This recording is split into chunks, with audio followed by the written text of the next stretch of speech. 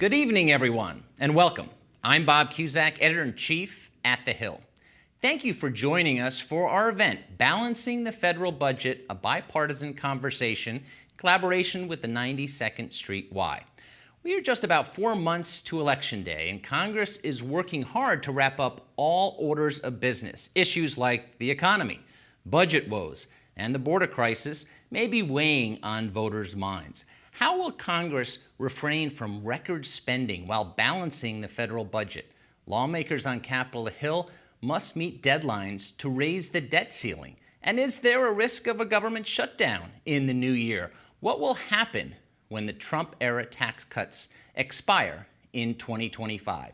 We will answer all these questions and more today with a bipartisan discussion with House Budget Committee leadership. My first guest is Republican Congressman Jody Arrington of Texas, the chair of the House Budget Committee.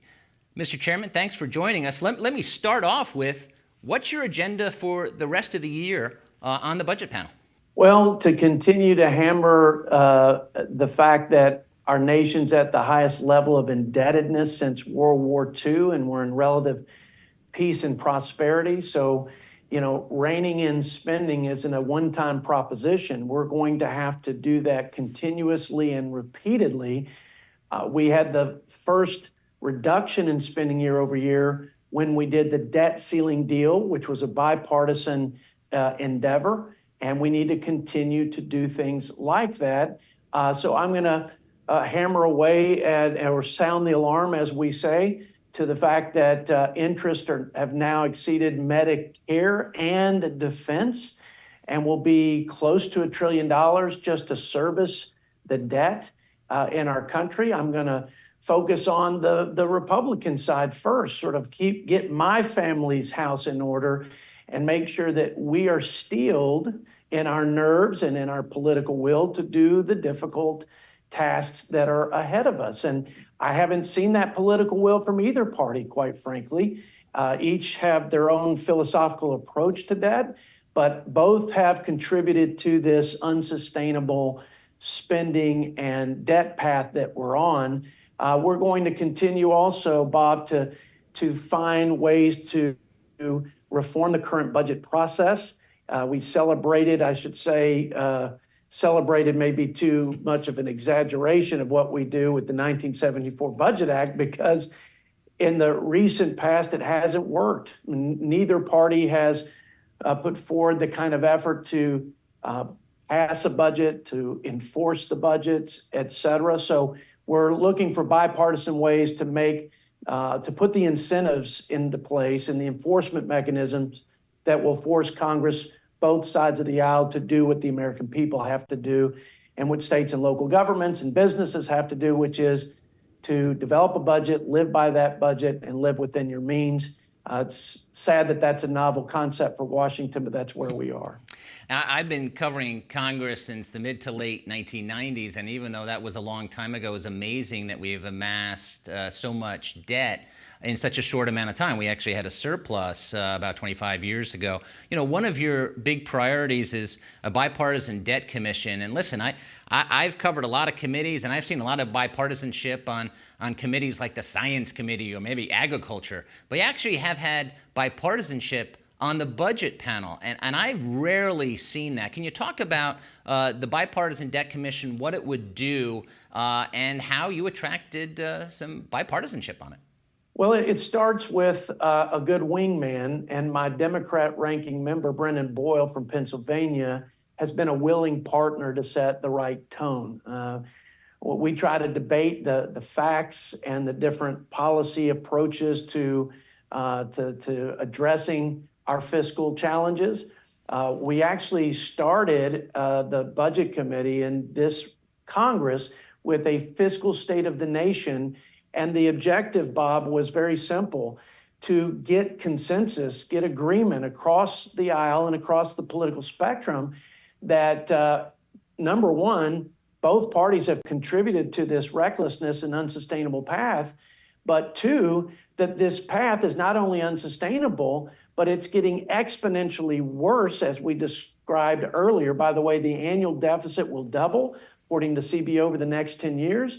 interest will more than double, and we'll spend 62 cents on every dollar we borrow over the next 10 years. And we're borrowing $100,000 a second, $8 billion a day. The wheels are coming off. And our first job was just to have agreement around the math, and that we had to do something, and we have to do something to intervene, or really bad things will happen to our economy, to our security, and to America's future. And we were able to achieve that. But again, I give my ranking member a lot of credit. He has helped set the right tone. We've had very healthy, robust debate and discourse. And I've gotten a commitment from my ranking member that the process is broken.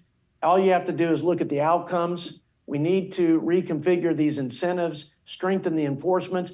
And as a result, Bob, we've had, I think, 10 roughly bipartisan budget process reform initiatives passed out of committee. This is a committee, as you said, has traditionally been a shirts and skins, very partisan dynamic. And here we have, it's been over a decade since we've passed any bipartisan legislation, but we've got 10 reforms. And one of them, as you mentioned, is this bipartisan debt commission, similar to Simpson-Bowles, but learning from past commissions where we can strengthen our chances of success. And what is success? Success would be consensus from the two parties on how to address our $140 trillion in unfunded liability out into the 30-year future for this country, to deal with the insolvency crisis on Medicare and Social Security, and just overall strengthen our balance sheet and bring that debt to GDP down. I was proud that we got Democrats and Republicans to pass it. Now our big challenge is to get it to the floor, get it to the president's desk, regardless of how things shake out this November, so that we can get thoughtful, serious people to come up with a plan so we can keep this country on its current global leadership path and give our children a fighting chance at the blessings of liberty and opportunity. As you know, Washington is a town of push and pull. There's always people pushing for something and people pushing back. And while there were a couple of Democrats who voted for this commission in committee, correct me if I'm wrong, but I think it was Congressman Panetta and Peters, two California Democrats, which is very interesting, who support it. And Panetta said it would have been easy to vote no on this, but he realizes how important this issue is. Was that the result of some long conversations with those members? Earl Blumenauer from Oregon also voted with us. Okay. He's not coming back, but Mr. Blumenauer is a very thoughtful guy, a fellow Ways and Means member.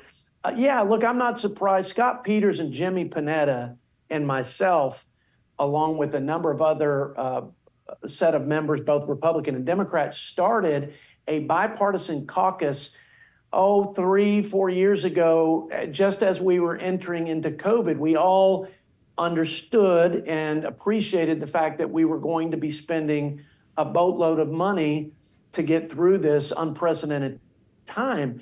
But we thought while we were going to do that, and sort of acknowledging that we could parlay that with some fiscal responsibility, and certainly a bipartisan mechanism to look out beyond COVID and say, look, when we get through this, we need something already in place where we can identify some key strategies on all sides of the ledger to start bringing down our debt to GDP and start reducing our runaway deficits. And by the way, and I think it's important to note that there's a lot of discussion about cutting things and revenue raising and the like. The deficit that is ever growing and almost at $2 trillion annually now, which will double over 10 years, is a deferred tax on our children. We don't get a free ride. We don't get to just print it out of thin air with no consequence. Generations of Americans today and yet born will bear the consequences of us not paying for the promises that we make, the programs we create. And that lack of cost benefit is an irrational system, and it's a dangerous one. And I'm just trying to call both sides together to say, we have to pay for the government that we are creating and promising. If we're not going to cut it, we've got to find a way to offset it, because it's unacceptable to load the wagon of our children, load them down with a debt they'll never be able to get out from. By the way, George Washington, in his farewell address, he reminded us of that and said, don't put a debt burden on future generations such that you are not willing to bear yourselves. Well, clearly, we have not been willing to bear it ourselves. Mr. Chairman, can you respond to, I know in an event we co-hosted earlier this year, you took on Grover Norquist's criticisms of the legislation on this bipartisan looking at the debt. And he basically accused you of trying to stab Trump in the back and raise taxes. Now, I know you've said, hey, this is a spending problem, but I think both sides have to, in order to get a solution, especially in divided government, unless you've got overwhelming majorities in both the House and Senate, you're going to have to both parties come together. So everything's on the table, right? That's right. I said that repeatedly, that everything's on the table. Listen, most Republicans, like myself, believe that the preponderance of our problem is an ever-growing government beyond the scope and mission that I think our founders intended. And the Democrats, their preponderance of the problem characterization is one of both spending and revenue. Generally, it's taxes that they're talking about, although revenue is something we can also unpack, because quite frankly, you don't have to raise rates. You can keep rates low, keep your economy competitive, and still the tax code is riddled with loopholes and special interest credits and debits and other giveaways. So I think it is fair to put everything on the table. And yeah, there are some folks out there like Mr. Norquist's group. I think principally I agree. Keep tax rates low. Give Americans more of their hard-earned money back to invest in their future and their families, and keep America's economy and our job creators competitive. Before the Trump tax cuts, we had the highest corporate tax rates in the developed world. I know that's not right. Where it should be is, I think, a good subject for debate.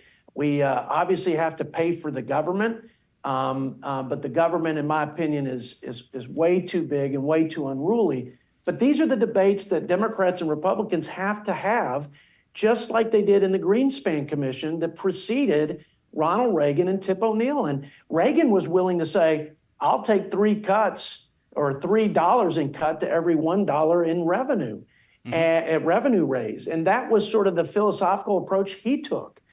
And so I think if you're going to put our country first, and if you're going to solve these massive problems that are running away from us, and that will be so destructive and even create irreparable harm to this republic, you got to cut through the forces in Washington, the swamp effect on both sides that have forever kept us in our respective corners, scaring us and our electorate that someone's doing a backdoor tax increase and someone's doing a backdoor cut to some program like Medicare.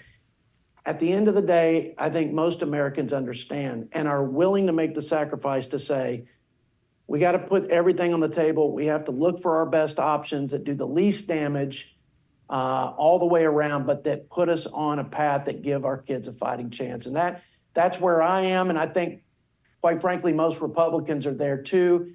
And I think most Democrats are there, and they tell me that privately. We just have to up our game in terms of the political courage that it's going to take that has always been there in every generation with world wars and Great Depressions.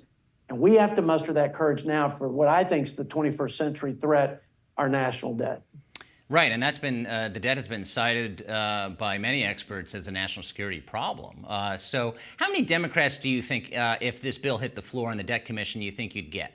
That's a great question. I think a lot more than you saw coming out of committee, because I think the Democrat House leadership was sending the signal to not join this at that moment. Maybe they were going to use it as political leverage in the broader funding debate. But I think there's a lot more there. And I think if we can get the leadership to agree, and if we can get one of the presidential candidates to agree that the only way we're going to do the big things and solve the big problems related to the debt is to have both parties at the table and to have a solution that probably we will all not like a little bit, Right. but will appreciate in its fullness the positive impact on the country. So I think you're going to get more than half of Democrats and Republicans at the end of the day, because I think we're at a different place than we were 10 years ago, 20 years ago.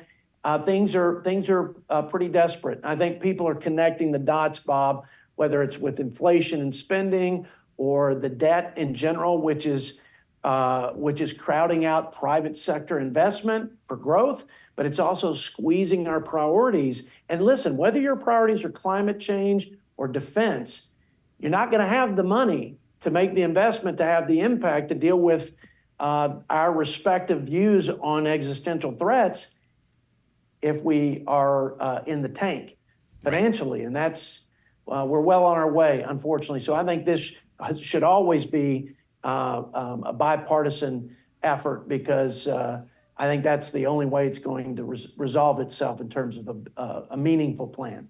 Have you talked to Speaker Johnson or any other leader like Steve Scalise about scheduling a vote on this year? You can bet your bottom dollar that I do that to a fault. I'm probably it can be a very annoying chairman of the budget committee. Yes. Because I listen, I took this job because I know my members care about what's happening and like I said, the rapid deterioration of our fiscal health as a nation. And I'm a team player, but I took this job to run hard and run fast at this problem. And a lot of that running hard and fast is within my own party and my own colleagues, and especially with leadership. And there's a balance to doing this, and timing is important. But absolutely, I've encouraged the speaker and others to support this. In fact, the speaker supported me as I endeavored to have the debate and then the markup and vote on the Bipartisan Debt Commission. I can tell you that Speaker Mike Johnson is philosophically all for this. He understands, as well as anybody, that this sort of bipartisan construct is what will have to happen eventually to take on the big issues. And so I think it's a matter of timing. I don't think we got nearly the traction with Mr. Jeffries, but I think in time, Jimmy Panetta, Scott Peters, and there's a whole host of others, Jared Golden, and I could give you a list of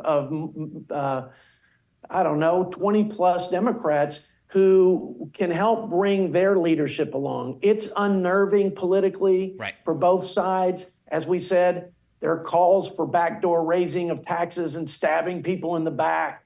And you've got the other where people are saying you're going to throw grandmother off the cliff. We got to dispense with this silliness and swampiness. We got to be mature adult leaders for the greatest country in human history, and we got to care. And if we don't, we'll have the history books writing a very bad chapter about our generation of leaders and our inability to come together, make the sacrifices, do the right thing, and save the country. And have you talked to former President Trump? Have you lobbied him on this bill, whether it be for this year or maybe next year if he becomes president again? Yeah, I don't know that I'll dig in too deep into my private conversations with him, except to say that we have talked about this. We talked about this when he, in his last part of his first term, and I felt like the commitment was there. I think his focus was rebuilding the military, doing trade deals and restructuring, for example, the trade deal with our biggest partners, Mexico and Canada, which was a bipartisan effort, by the way, for what is now called USMCA. So there were a number of things, hitting reset with China and making sure we had fair and reciprocal trade. I think that it was appropriate, in my opinion, to lead with reigniting growth with pro-growth policies on deregulation, on a more competitive tax code, on opening up new markets for American trade and America First trade. I think that was a good foundation to pour from which to bring the debt to GDP down and strengthen our overall fiscal health. But now it's time to do the more difficult things when it comes to right-sizing our bloat post-COVID and to reform some of these mandatory programs that are unsustainable at this point. So I have talked to him since then, and I have not gone into great detail, but in our 10-year balanced budget, our reverse the curse blueprint for restoring fiscal responsibility. And I can tell you that without getting into details, I think I don't know of another politician in this business, Republican or Democrat, that once committed to something is as dogged and as courageous and as willing to take the risks as someone like President Trump. And so if we have a chance to do something meaningful, I think President Trump, and I know he's vilified for a lot of things, but remember, he was willing to sit down and do a deal with respect to DACA, which was beyond where our party was comfortable. He was willing to do the deal and win the deal on USMCA, and on labor and environment, he went further than our party was comfortable. I think that President Trump would be the ideal leader because he is a deal maker and he's a very pragmatic guy when it comes to problem solving. So I'm hopeful in that way. Yeah, Mr. Chairman, you talked about political courage and how it's difficult to deal with. In 1997, Congress passed the Balanced Budget Act of 97. I know you sit on the Ways and Means Committee, different era, but at that time there was a lot of fights between then Speaker Gingrich and then President Clinton, and yet they got that done. Part of the reason was because Medicare was going bankrupt. Well, now fast forward, and Medicare is going bankrupt again.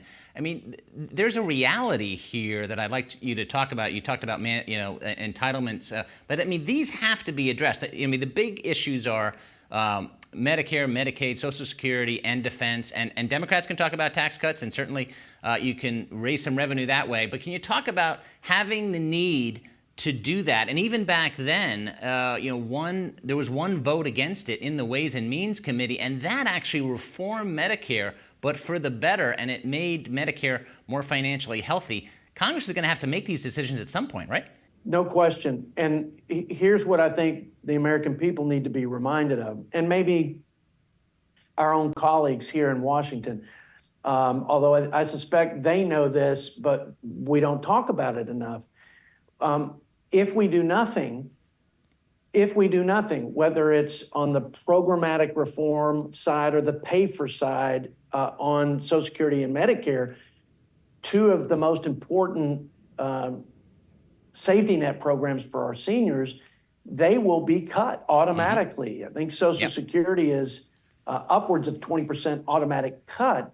That's unsustainable, especially with this current inflation that where we've had an increase in the cost of essential goods by about 20% over the last 3 years. These folks are mostly on a fixed income, and they're mostly in the middle and lower income spectrum.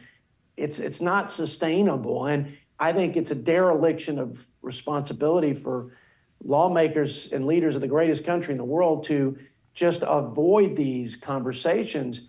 The conversations have to happen in order to find consensus, and then we make the tough decision. We fashioned that bipartisan commission, Bob, so that we had a pretty low threshold for getting expedited consideration on the floor, a low threshold of bipartisan consensus. We reduced the threshold to give it the biggest chance to get on the floor for an up or down vote, similar to the base realignment closure initiative, right? The BRAC process. Right. It was difficult to get anybody to right-size the military-industrial complex and our military assets, some of which were irrelevant and should be mothballed, and some of which needed greater investment. But nobody was going to make those decisions because we had that single-member district hat on. We couldn't look at the bigger picture and the bigger national interest. I think this bipartisan commission could serve like a brac, get this thing to the floor. And at that point, I think you're going to get the consensus and the votes you need to get it to the president's desk. I don't see a president, whether it's Biden or Trump, that would reject some compromise solution to saving those two programs. And Bob, each party can work on their strategy to reducing the deficit. Obviously, we laid out ours in our 10-year balanced budget. And you're right, it has some healthcare elements, welfare reform elements, and others focused on the mandatory spending programs, which are almost 80% of our entire budget. So when we talk about shutdowns, the American people think that we're debating the budget of the United States federal government. That's not so. It's only 20%, 20 to 25%. Yep. So we've got to take on that bigger piece and the longer unfunded liabilities. And I think each party can do their part modestly, but I think on the big stuff, especially Social Security and Medicare, where our seniors are already anxious about whether or not they're going to have the retirement security and health security, that's where we got to come together as Americans first, put the party stuff way down on the list and get to solving the problem. I want to talk about also the 2025 agenda. As I mentioned at the top, the Trump tax cuts are expiring next year. So that's going to be a big issue. We're going to have fiscal showdowns on a number of issues, possible government shutdowns, which always happen, in the debt ceiling. First question, before we get to the policy issues, Speaker Johnson not only thinks that Republicans can keep the House, but have a bigger majority, which would make his life a lot easier. Are you confident that House Republicans are going to keep the majority? A lot of experts say it's a jump ball at this time. I think we will keep the majority. I think it will be a small margin, no matter how it shakes out. But you know, we've been living with a one-member, now two-member margin. So you double that, you got 4. You triple it, and you got 6. I think we'll have anywhere. I think it'll be around 10. But irrespective of the margin, I think we keep the majority. I think the Senate is the bigger guarantee, if there is one in politics, that they will flip. And then I think Trump's got the momentum, but it's going to be a close race. I'd like to set this thing up, Bob, where no matter who gets in power, the commitment's there for what we talked about at a bipartisan level.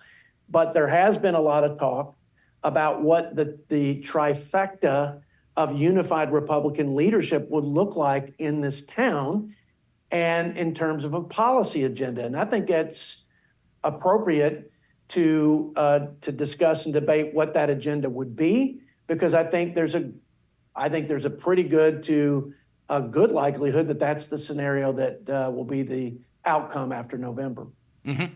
And do you, obviously it also all depends on what happens in November. You mentioned the Senate and the likelihood that the Senate is going to flip to Republicans because Democrats they're just defending so many seats and they're going to have to win every close race. But right. Are you confident one way or the other that the Trump tax cuts, by and large, are going to be extended, much like the Bush taxes were? There were some changes, yes, but they, by and large, were extended. I think by and large, but you've got $4 trillion of cost, according to the Joint Committee on Taxation. That's the nonpartisan group that scores the cost of tax policy. And in this case, we're talking trillions of dollars in cost. Now, let me be clear. I've never said that tax cuts will pay for themselves in their entirety. I think certain tax cuts and tax reforms where you broaden the base and lower rates will generate positive economic feedback that will do what the Tax Cuts and Jobs Act, the Republican tax cuts did in terms of bringing in record revenue. JCT and the Congressional Budget Office was off by $1 trillion in terms of the revenue that would be returned to the Treasury based on the growth that happened. So I look, how that will shake out in terms of the details, I think in large part, you want the low rates that we got that incentivized investment, growth, job creation, more GDP. one thing I say to a lot of audiences in terms of why growth is important to our indebtedness is that the CBO projects a 2% average growth rate over the 10-year budget window. Well, back when Clinton was in office and Newt Gingrich was the speaker, we had well over 3%. If we just have the policies in place, and I believe one set of policies is to have a low and fair and competitive tax rate, along with other things related to trade, related to labor, related to regulations and the like. When you do that, 1% over the 2% that CBO projects is $3 trillion in deficit reduction over that 10-year window. So growth is a big part of the consideration and the formula for strengthening our balance sheet and our fiscal health as a nation, but you can't avoid the spending side as well. And as I mentioned, I don't think all tax cuts are the same, and tax provision, tax reforms are the same. We need to recognize the positive feedback, or what they call dynamic scoring, but that's not to suggest that they pay for themselves entirely. And we cannot, as Republicans who claim to have the mantle of fiscal responsibility, have any agenda that produces greater deficits in the out years. In fact, we need to be committed altogether to reducing deficits and doing it the right way, growing the economy and bending the spending curve so that we're growing faster than we're spending and borrowing, which is not the case today, hasn't been the case for a while. Well, 2024, a big election year, but 2025 is a big budget year.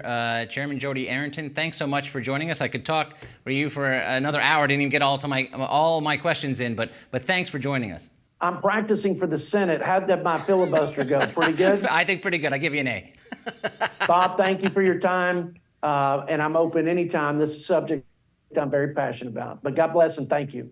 Thanks so much. Thank you again, Congressman Arrington, for joining us. I am now joined by his counterpart, Congressman Brendan Boyle, ranking member of the Budget Committee and a Democrat from Pennsylvania. Welcome, Congressman. Great to be with you. Well, just as I start off with the chairman, I talked about his agenda for the rest of the year. Do want to get to what's going to happen in 2025, but as the top Democrat on the Budget Committee, what are you working on now at the committee level?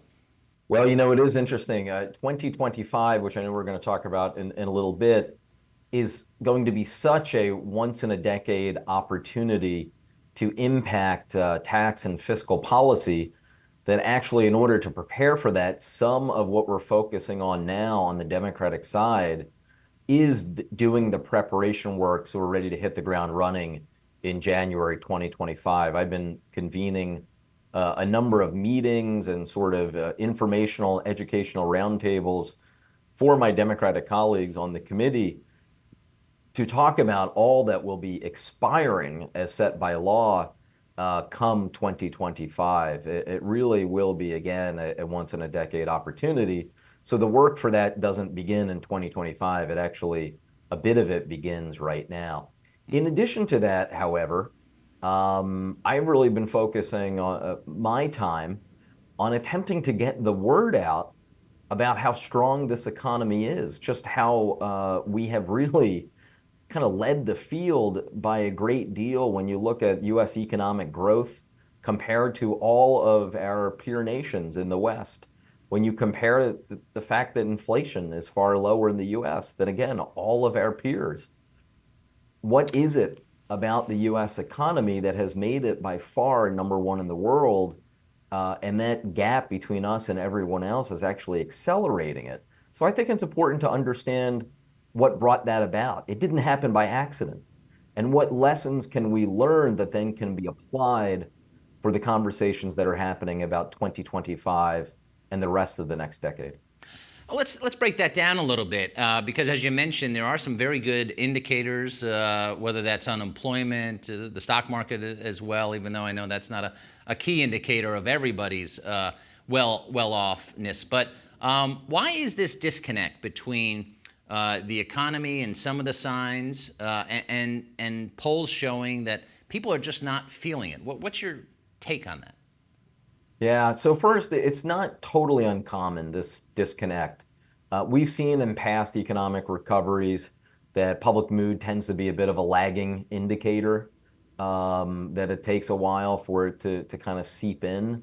I also think, though, that we have to take a step back and realize this is not just a US phenomenon, that if you look at Canada, UK, France, Germany, et cetera, we see a lot of discontent out there, and we have to recognize it.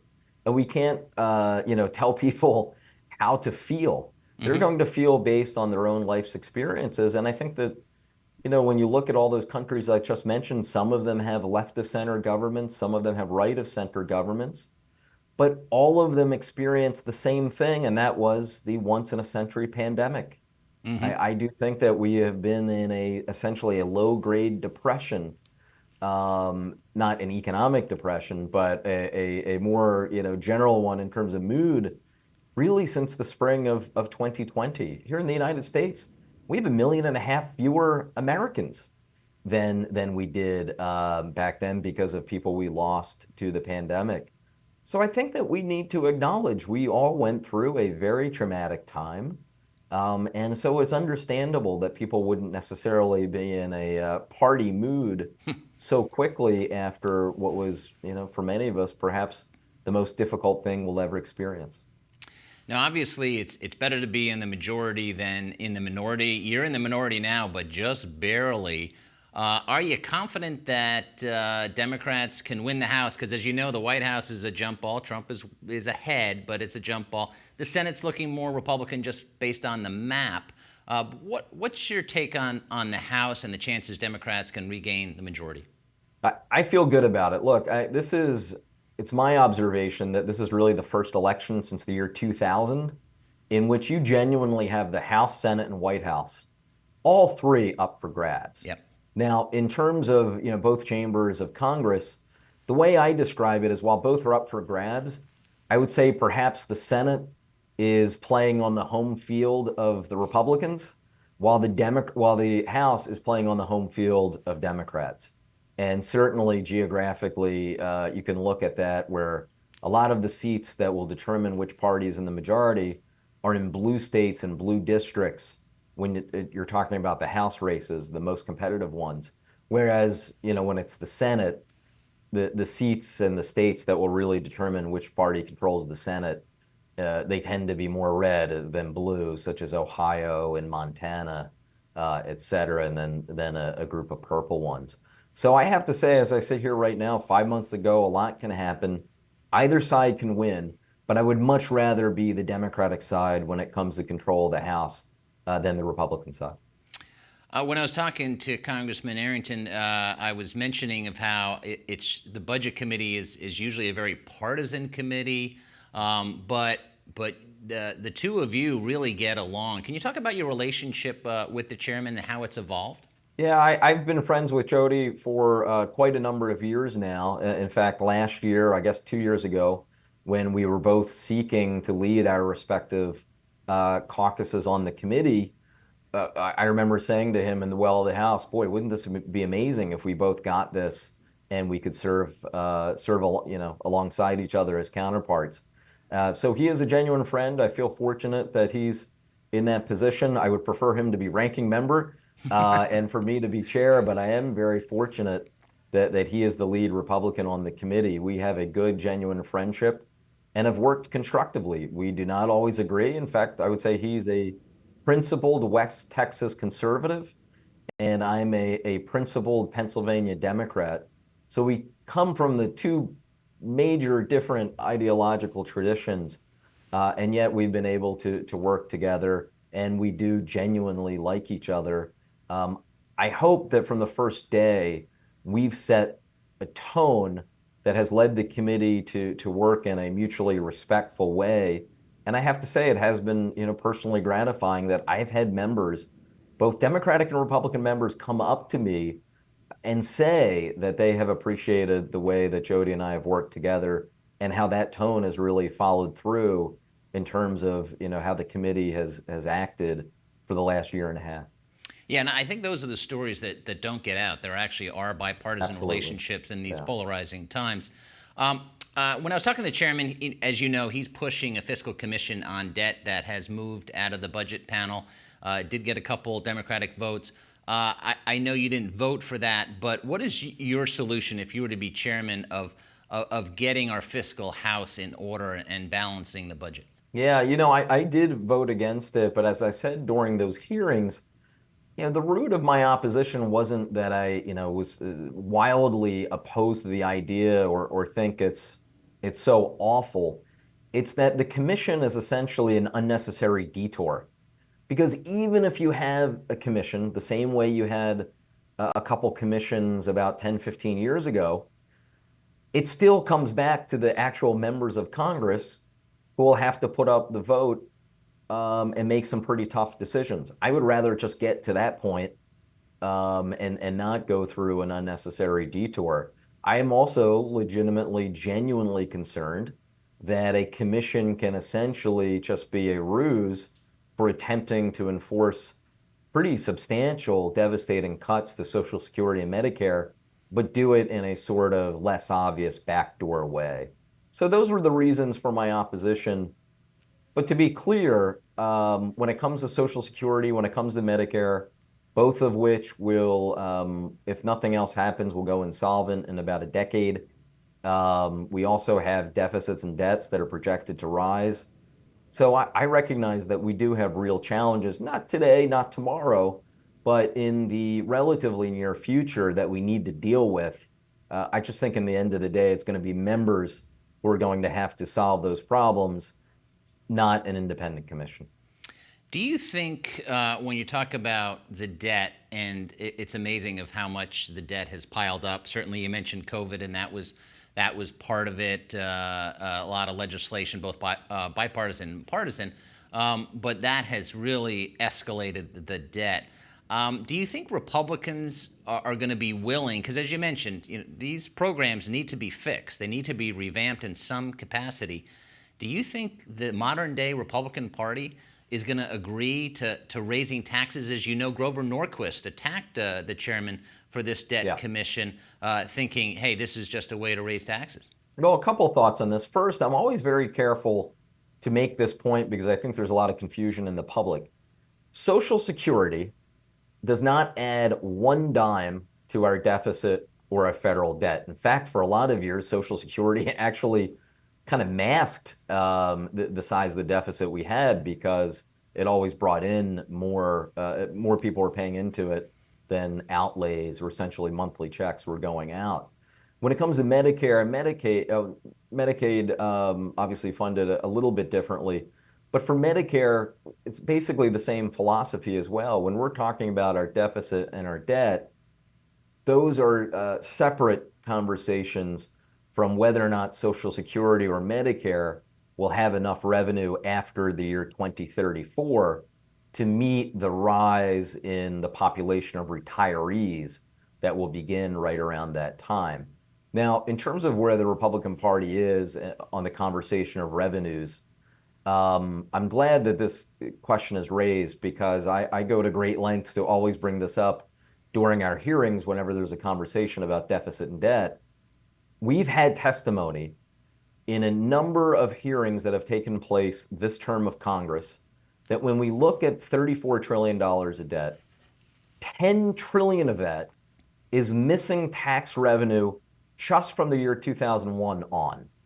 Because we had the George W. Bush tax cuts of 2001, which weren't paid for, the George W. Bush second round of tax cuts in 2003 that weren't paid for, the extension of many of those tax cuts about a decade later, combined with then the Trump tax cuts, most of which went to the richest 1% in 2017. When you add that up, again, we have had experts testify before the committee that all told, that's about $10 trillion of revenue that we would have had if we had done nothing, as opposed to those tax cuts that I just mentioned. So let's make sure we remember there are two sides of the spreadsheet. Yes, there is the spending side, but there's also the revenue side. And we are far lower today in revenues than we would have been had we not taken those actions. And then finally, I'll say in terms of where the Republican Party is, I give Jody a lot of credit for being intellectually honest and saying that, I'm going to paraphrase him, but he has said that for him, everything has to be on the table, and that includes revenues. I think 10 years ago, that wouldn't have been a tenable position within the Republican Party, which was very much about the Tea Party and the Grover Norquist pledge about not raising taxes. The Republican Party today, frankly, is much more about the social and cultural issues than it is about fiscal issues. I think that's one of many ways that Trump has changed the party. So ironically, while there are many things Trump has brought about that I'm quite concerned about and really oppose, ironically, I think that the Trumpification of the Republican Party and making it about all of those cultural issues has probably created a little bit more space for flexibility for Republicans today when it comes to fiscal policy. Yeah, and then that sets up the next question. As you know, and you've been working on preparing for next year, the Trump tax cuts do expire. If you are chairman, what do you think Democrats should do, and what should Democrats learn from the extensions that you mentioned, on the Bush tax cuts going forward? Because if you are chairman, Democrats could have everything, but they've got to win every close Senate race. But more likely, it would probably be divided government. So how would that work? Yeah, so first, we talked earlier about how the House, both sides could win it. The Senate, both sides could win it. The White House is a jump ball as well. So boy, we're talking about literally 6 different scenarios there, or I think actually 8, if I'm doing the math right, different permutations in terms of what things could look like after November. You really need to know the answer to that question first before you can kind of talk about what will likely happen in 2025. I will be making the argument that we do need more tax revenues, that the so-called Tax Cuts and Jobs Act was so heavily tilted to the richest 1%. It is the only tax cut, I believe, in the history of polling that had a higher disapproval rating than approval rating. That's pretty remarkable. Every previous tax cut, whether it was Ronald Reagan's or George W. Bush's, they were, more popular than unpopular. Not the TCJA, not the Trump tax cut. So making sure that we recognize that we do need more revenues. Also, what I will be looking at is, there were things that we passed out in the House in 2021 that then were not adopted by the Senate. I'll give you one example. The expansion of the child tax credit to help working poor families. That reduced child poverty for 1 year in the United States, because it only existed for 1 year, that expansion. It reduced child poverty by 46%. Just think about that. One piece of legislation, one policy change can reduce child poverty in the United States of America by almost half. That is something I feel very strongly about doing it. I think it's a tragedy that we didn't make it permanent when we had the opportunity. Revisiting that will be a major priority for me. I come from a district in which many people would be classified as the working poor. I come from a working class background myself. I'm pretty representative of the folks who I represent in Philly. And boy, so many people in my neighborhood would benefit from doing that. I also think that you're going to see the conversation again come back to what we need and can do on childcare. That was something that was passed out of the House, but unfortunately was not passed the Senate. So I think it'll be a combination of looking at what things that were bipartisan or can be bipartisan that were in the TCJA and that perhaps could be somehow saved, what things need to go, especially those things that really cost a lot of tax revenue. And then can we use some of that to make critical investments that as a country we currently are not making? You mentioned your district. I'm interested in what your constituents are saying that maybe the White House could learn from. Obviously, the top of the ticket is so important. Pennsylvania, both for House and a big Senate race, and obviously the presidentials. Probably whoever wins Pennsylvania is likely to win. What would you like to see the White House maybe do more of or accentuate? So, first, I am obviously a very biased individual when it comes to a conversation about Pennsylvania. But even taking that hat off, I can say quite confidently, Pennsylvania is the most important battleground state in the election. We are the largest, if you accept that, and I do, and I think most people do, that really the six biggest battleground states are the three in the north, Pennsylvania, Michigan, Wisconsin, and the three in the Sun Belt, Georgia, Arizona, and Nevada. Pennsylvania is the biggest of the six, and it's very hard to come up with a credible math that gets you to 270 for either candidate that doesn't include Pennsylvania's 19 electoral votes. So, with that in mind, I have been very proud of the fact that this president has visited Pennsylvania more than any other president in my lifetime. It's almost a running joke among my colleagues when they see, I will get texts from colleagues, oh my goodness, Biden is back in your district again. Politico has reported that actually, besides Delaware, President Biden has visited my district more than any other district in the country. So, in 2016, if you remember, Hillary Clinton was, fairly or not, was faulted for not going to Wisconsin and not going as often to Michigan and Pennsylvania. No one can fault this president and this White House. He has paid attention to Pennsylvania incredibly more than, as I said, any other previous president in my lifetime.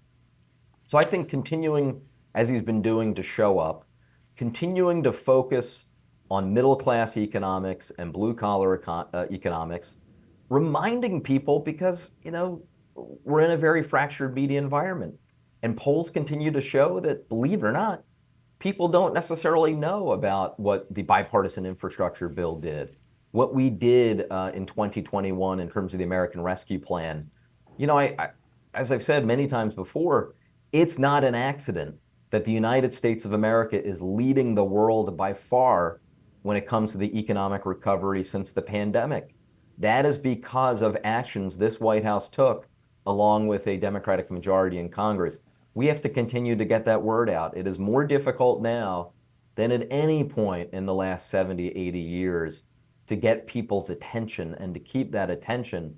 So I think it just shows you we have to be even more repetitive than in a previous era. There's been a lot of criticism of the Biden policies on immigration. A lot of members I've talked to on both sides of the aisle say they hear it from their constituents. Are you satisfied with what Biden has done administratively? Obviously, there was a bipartisan deal that fell apart in the Senate, mostly because former President Donald Trump did not want Congress to act on it, and the Republicans backed away. But that is an advantage Republicans have, and it's not just border states. Can you talk about that a little bit? Yeah, look, the border issue is a real issue. Essentially, we've been dealing with a spike at the southern border really since 2005. That's when I recall this issue first really rising kind of to the top of the agenda. If you recall, that's when George W. Bush was attempting to work out a bipartisan deal with Ted Kennedy and with John McCain. It wasn't solved then. And so we've been dealing with this now really for 2 decades. It did not start with President Biden. So that is incorrect when Republicans push that narrative. That said, there is no question it is a very serious issue that needs to be dealt with. Now, the best way to deal with it would have been the legislation, the bipartisan legislation that was being worked on and that was being forwarded. You had conservative Republican James Lankford leading the charge on the Republican side. You had Republican leadership in the Senate for it. But then what happened is Donald Trump ordered his Republican lieutenants in Congress to kill it because Trump wanted the issue rather than solving the problem. And don't take my word for it. Mitt Romney, Mitch McConnell, and other Senate Republicans have flat out said in public exactly what I just said, that the reason why we don't have a bipartisan immigration bill signed into law today is because Trump did not want it and wanted to kill it. So I support the president doing whatever he can independent of Congress, knowing that unfortunately we don't have a majority of Republicans willing to work with us in good faith to attempt to solve this problem for the American people. I was doing a TV spot with former Congressman Mick Mulvaney and former Chief of Staff of the White House, and he said this election is about three I's: inflation, Israel, and immigration. Obviously, that's from the Republican standpoint. Inflation is obviously a big issue. I pointed out, though, there's a big A word that wasn't in that those three words, and that's abortion. How much should Democrats be talking about abortion down the stretch of this election? Well, I'm smiling because Mick is actually a very good friend. I was texting with him earlier. I always get a kick out of when he invokes my name, sometimes to, in a good-natured way, take a shot. But one of the brightest members who was here, I probably did not agree with him on pretty much anything. Right. But it is a reminder that, as you pointed out before, we actually do have more bipartisan friendships and relationships on the Hill than people realize. The problem is that what gets covered, unfortunately, tends to be, the people who are saying the most incendiary or really hateful things. It just doesn't attract as much attention if you have a conservative Republican and proud Democrat actually saying, good things about one another. Now, continuing on this theme, I strongly disagree with what Mick Mulvaney said in terms of the three I's. I have no doubt that he wishes that's what the election Right. would be about. But as you pointed out, one of the major issues that will be, well, before we even project forward about 2024, we know that one of the major issues in just the last election in 2022 was abortion. Really, the dynamic changed in June of 2022 once the Dobbs decision came down. And since then, I have been struck by just how much the abortion issue has impacted election after election. In Pennsylvania, we won a Senate race by 4 to 5 points that was supposed to be 50-50. We won a governor's race by double digits. We shockingly won the majority in the state house for the first time since my first election in 2008. And no one saw that coming. And by far the biggest issue was the Dobbs decision and the Republican desire to have a national abortion ban. And let me be clear, I'm not engaging in hysteria. I genuinely 100% am convinced that if Donald Trump wins, that means probably there's a Republican trifecta in Washington, and that will mean a national abortion ban. I don't think there's really any doubt about that. The only people who deny that reality are the same people who are saying that Roe would never be overturned in the first place. So I wouldn't exactly, say that they have very high credibility on this issue. So I think that the fact that Republicans still don't have a good answer on abortion, they continue to still push very extreme, unpopular measures. I only think that it will hurt them, especially in states like Pennsylvania. Last question, Congressman. It's such a charged political environment. We have the legal cases with Hunter Biden and Donald Trump. And obviously, we had January 6th. Are you concerned about violence around the election, whether it's before or afterward? I continue to be concerned about violence. I experienced January 6th. If you had asked me in the months and years before that, did I ever think in the United States of America I would see a day like January 6th, I would have probably naively said no. Mm-hmm. The reality is, frankly, ever since Donald Trump has been on the scene, the number of threats and the overall vitriol has gone up exponentially. I have seen just in the last couple of years, the U.S. Capitol Police authorize some things that you never even would have thought about before Trump and before the sort of violent rhetoric that he too often engages in. So it is a real concern. And I got to tell you, it's not just me. When I'm abroad, I was recently at the 80th anniversary of D-Day in Normandy, an incredibly moving ceremony. I had the opportunity to speak to a number of D-Day veterans who are just remarkable people. I mean, they're all in their late 90s or even over 100 now. The level of concern among our allies about where the U.S. is headed when it comes to the erosion of democracy, when it comes to the rise of violence, politically motivated violence. People are concerned around the world about the future trajectory of the United States.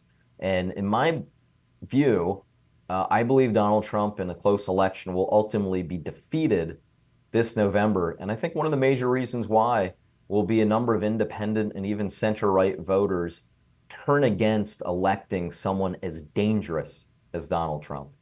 Well, it's certainly looking like it's going to be a tight election in many races. We may not even know who controls the White House, the House and Senate for a few days. As you know, Congressman, the House sometimes can take a week or so in certain races. But let's all hope for no violence this fall. Thank you, Congressman Boyle, for joining us. All right, thank you. Thank you, Congressman Boyle, and thank you to our viewers and to the 92nd Street Y for their collaboration. If you missed any portion of today's discussion, the full event video is available on thehill.com and the 92nd Street Y website. Thank you very much. I'm Bob Cusack. Have a great evening.